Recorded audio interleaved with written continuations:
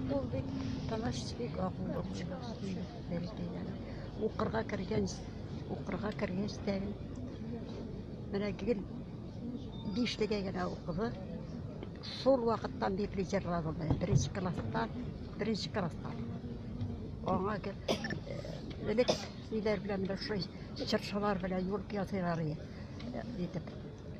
Теге хәзерге сыман әйберләр юк иде. Шулай сындырып чыршылар белән. Шул чыршылар арасыннан жырлый килеп чыгып жырлый торган беренче класста укыган. Шаккатсыз бүттен ул чагында сугыш чорында калган ниләр хатыннар бөгелеп җырлыйлар аның моңына.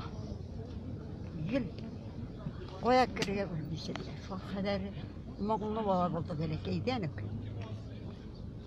Искиткеч инде дип әйтергә дә беләс.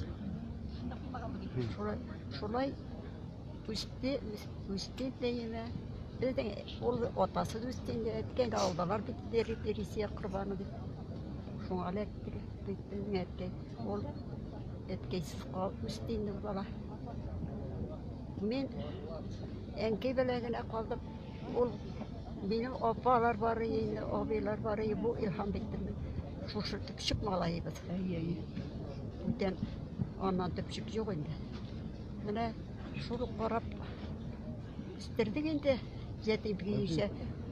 Нак тоянычым мин булдым илһамның дагы. Әтеге апалар торф эшләренә алындылар иде. Алар тормышка да чыктылар. Тормышта иттеләр иде. Мин тормышка да чыкмыйча илһамны карап үстерүче мин булдым инде. Бер тоянычтыман.